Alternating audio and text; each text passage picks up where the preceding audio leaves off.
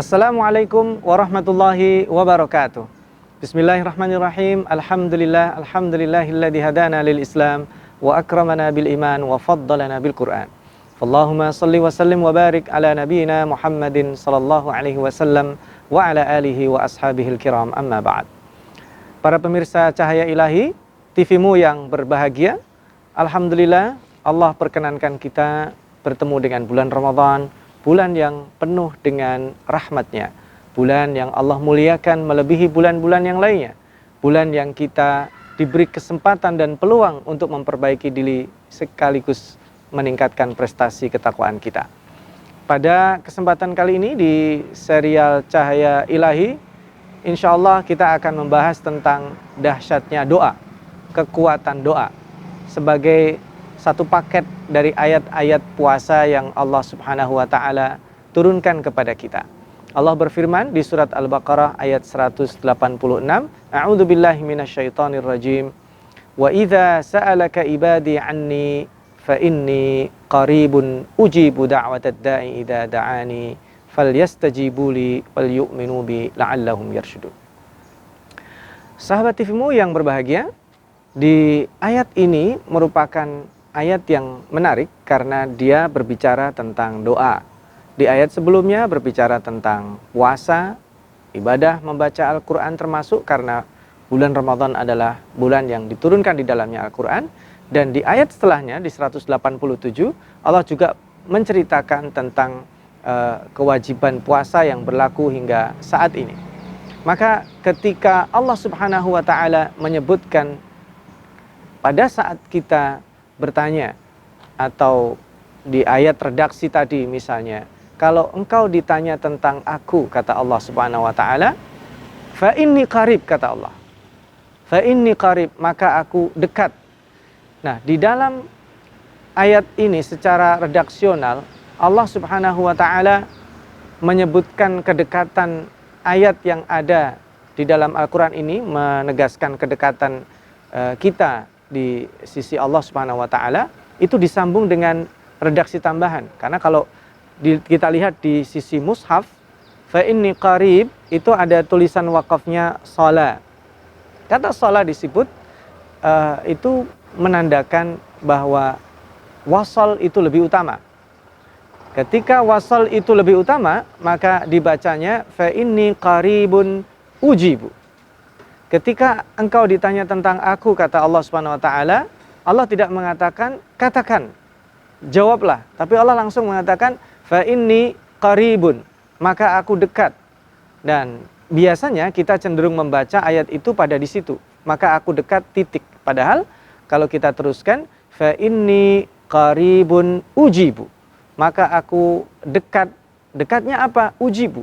Dekat untuk mengabulkan, dekat untuk memberi, dekat untuk menyayangi, dekat untuk memenuhi apa yang engkau minta.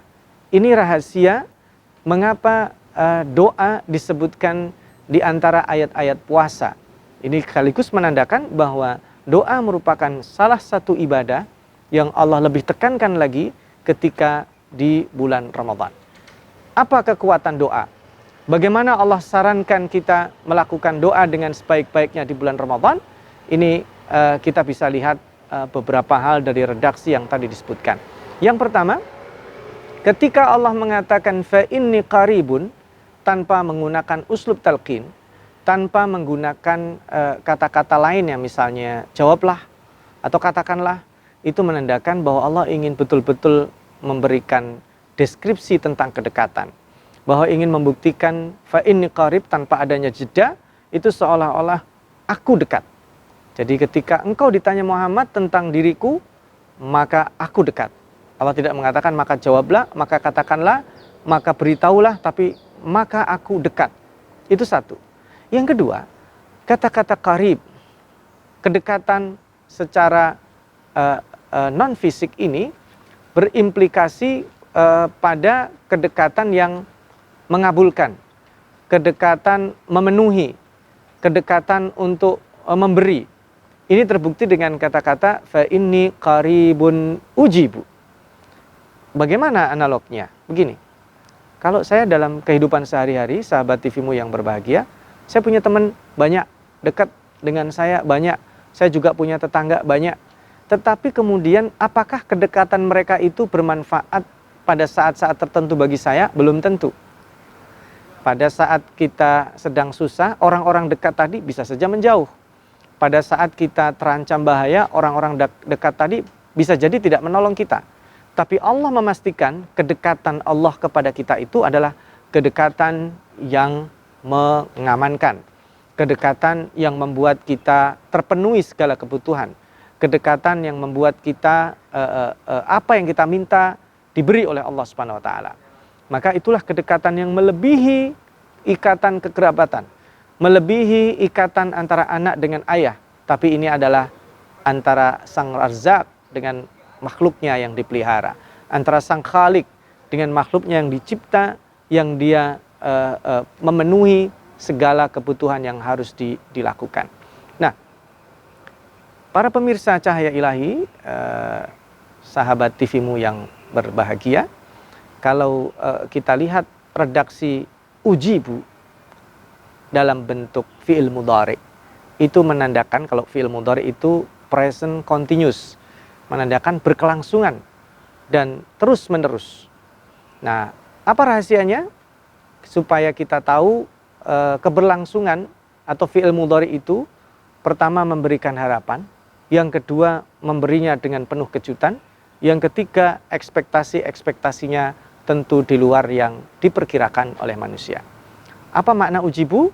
Bagaimana cara Allah mengabulkan doa-doa kita? Jangan kemana-mana dulu. Insya Allah kita akan sambung setelah jeda berikut ini. Sahabat TV-mu, para pemirsa Cahaya Ilahi rahimani wa rahimakumullah, cara Allah mengabulkan doa kita sangat luar biasa, amazing. Dengan digunakannya fi'il mudhari atau present continuous tense tadi itu menandakan yang pertama dia berkelangsungan. Yang kedua litajaddud, akan ada yang baru terus. Jadi ada kejutan-kejutan yang di luar prediksi kita. Yang ketiga, kita tidak sanggup ekspektasi kita itu terpenuhi di bawah standar itu. Selalu Allah akan mengejutkan kita dan memberi di luar dari yang kita perkirakan.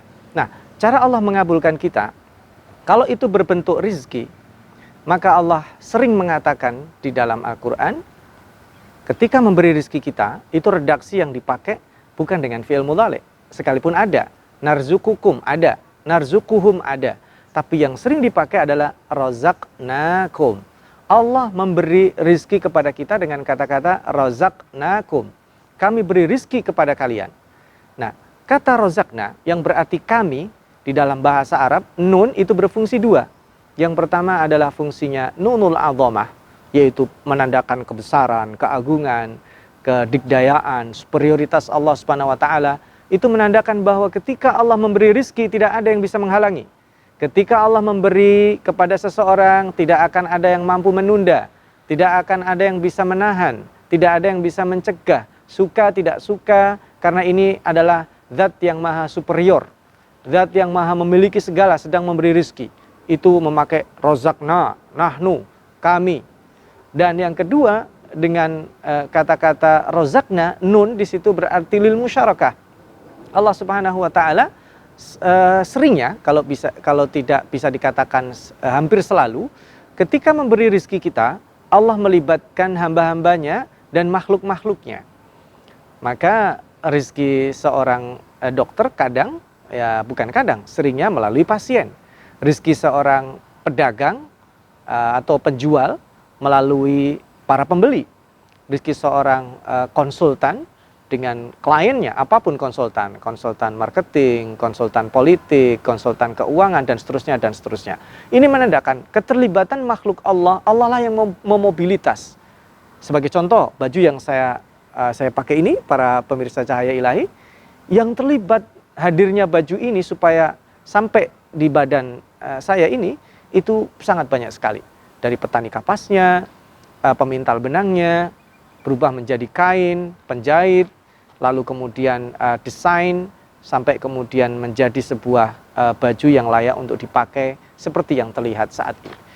Para pemirsa Cahaya Ilahi dan sahabat TV-mu yang berbahagia, jadi Allah mengabulkan kita itu karena kita dekat. Karena Allah yang dekat. Nah, yang menarik adalah mengapa kadang kita terasa jauh dari Allah? Karena defaultnya ketika Allah dekatnya adalah mengabulkan, maka Allah selalu ada di sekitar kita.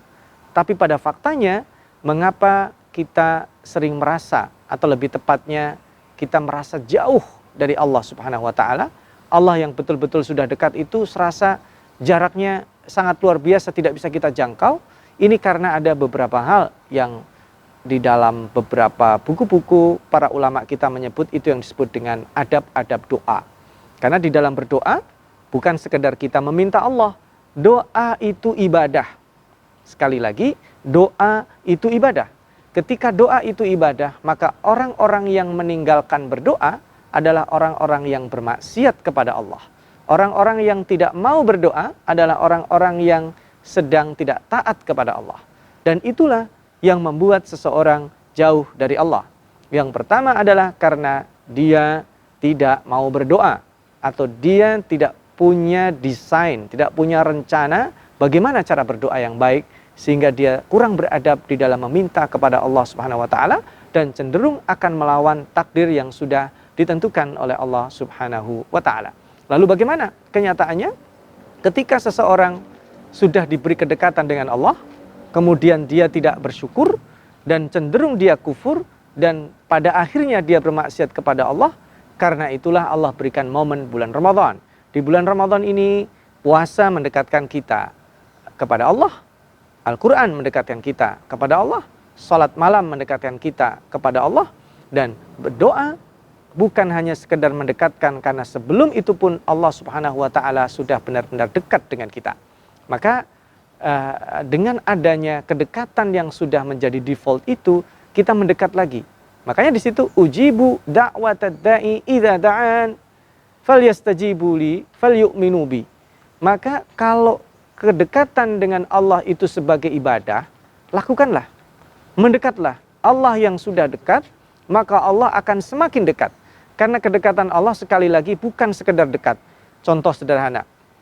Kalau ada orang yang katakanlah orang penting, pejabat atau orang yang terkenal, kita ingin dekat dan kita ada akses, bisa jadi kedekatan kita akan membuat dia repot. Bisa jadi kedekatan kita menjadi sesuatu yang membuat dia tidak nyaman. Karena bisa jadi dia tidak menginginkan kedekatan kita. Tapi Allah berbeda. Kedekatan Allah yang memang betul-betul defaultnya sudah, ketika kita mendekat dengan Allah dengan satu langkah, Allah akan mendekat dengan dua langkah. Itu kan sudah dibuktikan di dalam banyak hadis-hadis atau dalil-dalil yang menyebutkan tentang itu. Maka kita mendekat dengan Allah melalui kewajiban yang harus kita kerjakan, melalui ibadah sunnah yang kita kerjakan, melalui hal-hal yang mungkin dengan itu Allah semakin mencintai kita, dan kemudian Allah Subhanahu wa Ta'ala akan benar-benar mengabulkan apa yang kita butuhkan. Nah, ini yang menarik. Apakah benar Allah Subhanahu wa Ta'ala seperti janjinya, setiap yang kita inginkan, setiap yang kita butuhkan akan dikabulkan oleh Allah, akan dipenuhi oleh Allah, akan diberikan sesuai dengan yang kita inginkan? Nah, tunggu jawabannya. Insya Allah akan kita lanjutkan, para pemirsa Cahaya Ilahi dan TV-mu yang berbahagia, setelah jeda yang berikut ini biidznillah ta'ala. Sahabat TV-mu, para pemirsa Cahaya Ilahi yang dirahmati Allah, tadi kita berbincang tentang kekuatan doa dan bagaimana Allah menyediakan dirinya untuk mengabulkan dan memenuhi permintaan-permintaan kita. Lalu apakah semua permintaan kita itu akan dikabulkan Allah? Semua yang kita inginkan akan dipenuhi oleh Allah Subhanahu wa Ta'ala? Nah, ini yang menjadi pertanyaan cukup penting. Karena pada faktanya ternyata kita merasa, loh kok saya meminta kepada Allah A tapi nggak dikasih. Saya meminta kepada Allah A, B, C tapi dikasihnya A dan B saja. Saya meminta kepada Allah A, B, C, D, E, F, G tapi diberikan kurang satu saja. Nah, ternyata yang menarik, dan ini fakta, bahwa Allah Subhanahu wa Ta'ala tidak mengabulkan semua apa yang kita inginkan. Tidak memberi apa yang semua yang kita inginkan. Tapi yang Allah berikan adalah apa yang kita butuhkan. Kita sekarang berpikirnya terbalik, sahabat TV-mu yang berbahagia. Kalau Allah Subhanahu wa taala hanya memberi apa yang kita minta, barangkali sahabat TV-mu yang berbahagia tidak bisa melihat saya. Barangkali kita tidak bisa berjumpa karena sebagian besar kita akan berada di bawah tanah. Sebelum tidur, apakah kita selalu meminta supaya pagi dihidupkan lagi? Apakah kita meminta supaya mata kita bisa melihat lagi? Apakah kita meminta kepada Allah supaya pendengaran kita normal, suara kita juga bisa berbicara, kaki kita bergerak, beraktivitas? Ternyata setelah kita mau merenung seperti itu, tidak semua hal-hal tersebut itu benar-benar kita minta sebelum kita tidur. Maka ketika kita terbangun pagi hari dan Allah memberikan kita semua yang kita butuhkan, kita kadang kurang bersyukur dan cenderung merasa itu sesuatu yang biasa saja. Padahal Allah memberikan melebihi dari yang kita minta. Jika kita meminta satu, yang Allah berikan 100, 200, 300. Lalu mengapa kita hanya fokus kepada satu atau dua hal yang kita minta, sehingga kita merasakan, kok Allah janji memenuhi doa saya, tapi faktanya Allah tidak memberi apa yang kita inginkan. Ini yang pertama, jadi kita harus berpikir terbalik. Betul, Allah tidak memberi apa semua yang kita inginkan, tapi Allah memberi semua yang kita butuhkan. Kalau doa saya tidak terkabul, mana janji Allah? Allah betul tidak memenuhi semua yang kita minta kepada Allah, tapi Allah pastikan semua yang kita butuhkan akan diberikan oleh Allah Subhanahu wa taala. Ini cara berpikir yang harus kita balik. Yang kedua, ketika Allah menjanjikan doanya kita dikabulkan, maka doa itu perlu proses. Dan kata Ibnu Qayyim Al-Jauziyah, ketika seseorang berdoa dan dia tidak yakin doanya akan dikabulkan Allah, faqad asa'adz-dzanna billah, maka dia telah suudzon kepada Allah. Maka dia telah berburuk sangka kepada Allah. Maka kita hindari. Pada saat kita berdoa, kita harus yakin doa itu akan dikabulkan oleh Allah. Itu bagian dari etika kita berdoa. Dan bagaimana cara kita yakin bahwa Allah Subhanahu wa taala akan mengabulkan doa kita? Tirulah seperti halnya Nabi Zakaria. Nabi Zakaria alaihissalam di dalam surat Maryam menjelaskan, walam akum bidu'aika rabbi syaqiyya, dan aku tidak pernah kecewa ketika meminta kepadamu ya Allah. Aku tidak pernah kecewa ketika aku berharap kepadamu. Maka perhatikan, Nabi Zakaria alaihissalam meminta diberikan anak pada saat baru menikah. Pada saat usia pernikahannya 2, 3, 4, 5, 6, 7, 10 tahun, 20 tahun, 30 tahun, tidak pernah berhenti. Coba bayangkan jika itu terjadi hari ini, orang yang sudah menikah 5 tahun belum dikaruniai putra dan putri barangkali mulai cemas. 10 tahun belum dikaruniai keturunan barangkali sudah mulai menipis harapannya. 15 tahun, 20 tahun tidak dikaruniai anak, barangkali dia sudah tidak berdoa lagi supaya diberikan keturunan. Beda halnya dengan Nabi Zakaria. 5, 10, 20, 30, 40 tahun belum diberikan keturunan, dia selalu meminta kepada Allah untuk diberikan keturunan oleh Allah Subhanahu wa taala. Dan akhirnya Allah kabulkan, Nabi Zakaria diberikan seorang putra yaitu Yahya. Dan Yahya sebagaimana kita tahu menjadi nabi yang sangat luar biasa. Para pemirsa Cahaya Ilahi, para sahabat TV-mu yang berbahagia, yang menyebabkan doa kita terhalang atau belum terkabul atau tertunda atau tidak dipenuhi oleh Allah Subhanahu wa taala, selain seperti halnya tadi yang disebutkan, takdir dan Allah memberi yang kita butuhkan. Yang kedua adalah karena kita kurang menjaga etika dan adab-adab atau akhlak di dalam berdoa. Maka di dalam berdoa kita, karena doa ini ibadah, tentu Rasulullah SAW memberikan kunci, memberikan ciri-ciri, memberikan cara-cara, adab, cara kita berdoa. Salah satunya adalah ketika kita berdoa kepada Allah, mulailah dengan memuji Allah. Mulailah dengan asma Allah. Seperti yang dicontohkan ya, Nabi Muhammad SAW menyebut nama-nama Allah. Ya, Allah yang memiliki al-asma al-husna, ya Rahman, ya Rahim, ya Razzaq, ya Matin, ya Qawi, ya Aziz. Itu adalah bagian adab kita berdoa, memuji kebesaran Allah Subhanahu wa taala. Yang kedua, bersolawat kepada Nabi Muhammad SAW dan kemudian berdoa, beristighfar, berdoa untuk kaum muslimin, untuk orang tua, guru-guru kita, lalu permintaan kita lakukan. Yang kedua, perhatikan waktu. Sekalipun kita meminta kapan saja, tapi ada waktu-waktu tertentu yang Allah Subhanahu wa taala, mungkin kalau bahasa kita adalah prime time-nya. Sepertiga malam yang terakhir setiap hari Jumat. Kemudian pada saat kita berpuasa, karena ini juga ada hubungannya dengan itu, pada saat kita berada dalam safar di Masjidil Haram, di Masjid Nabawi dan seterusnya, berarti kita memilih kesempatan dan waktu. Gunakanlah itu. Dan yang tidak kalah pentingnya adalah kita meminta doa. Karena Rasulullah SAW suatu ketika pernah meminta Umar bin Khattab, kalau kamu nanti ke Yaman, carilah Uwais Al-Qarni. Kamu minta didoakan kepada dia. Tentu Umar kaget ya, para sahabat juga akan kaget.